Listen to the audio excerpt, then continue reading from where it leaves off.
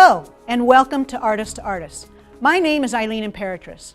I'm your host, and I'm a visual artist.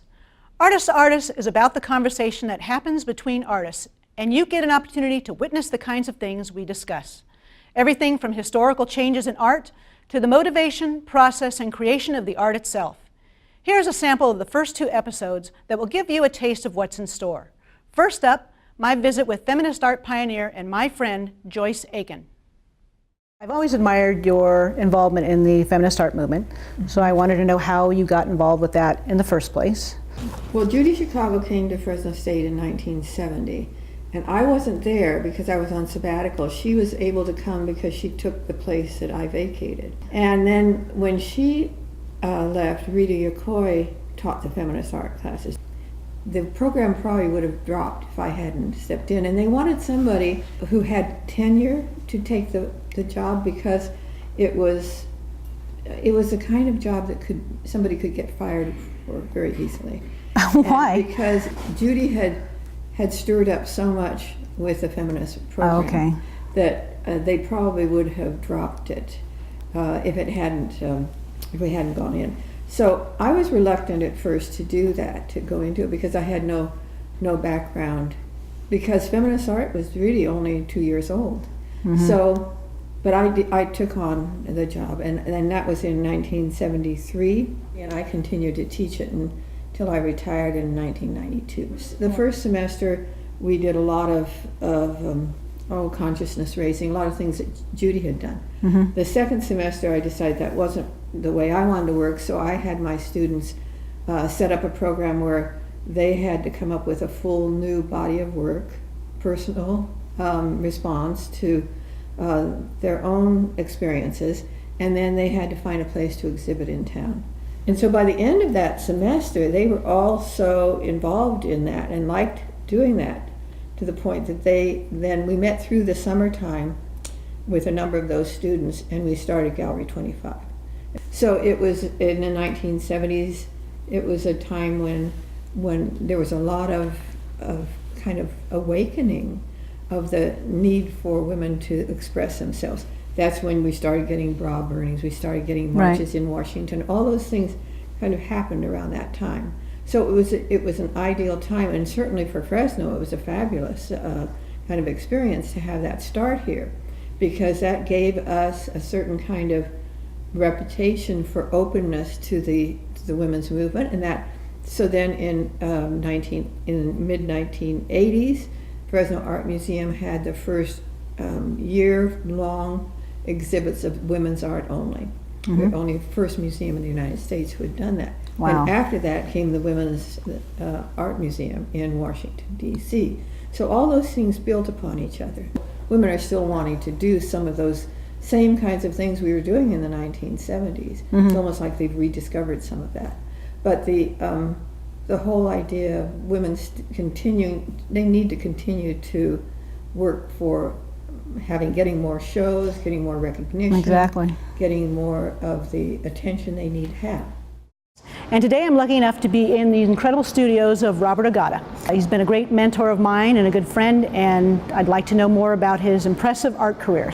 There was a series that you did a while ago, and it was showing at the Fresno Art Museum that really touched me, and it was something that came from an experience you had when you were younger and being in the Japanese internment camp. Oh, sure.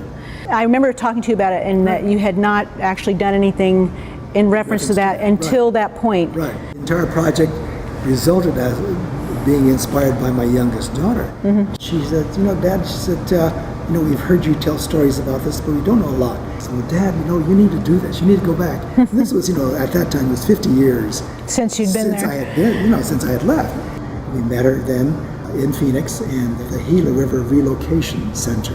We drove down to the space, and, there was a gate in which you had access to, and you drove in there, and you find that all of a sudden then that you see things very differently. So we had been there, and my experience with the camp itself was just overwhelming. Mm-hmm. And I had come back then, and I said, I need to do something about this. I said, why has this not been a part of my imagery over the years? And I knew they would be kind of black and white with very little color. You have a sense about how you are going to interpret this information. And so, I would gesso the area, and then I was just use oil paint, but use it in a very kind of washy style. Also, then use chalk as to do the drawings and so on. And then you had this interaction of oil-based material that was very, very thinly done, and the paint thinner, which kind of dissolved the chalk, and lots of nice things were happening. The series is not about one specific incident.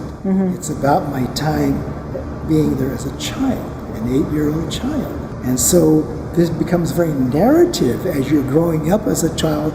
You remember these experiences, and so we got to kind of meld together and sort of tell a story. For me, it was a very visceral experience because I liked the fact they were very stark. Yes. You want that textural feeling of being in the experience and the rawness of the experience, and I can understand why you felt drawn to doing it in that way. And and I think this is also the issue that I think that all visual artists have and so on, is that when you think of an experience and so on, then you say, well, how do I then take this information, objectify that information, and that's what goes on then to the paper, the canvas, and whatever. There's a drawing in that particular series in which I want to draw my older brother and myself and my other younger brother together and so on.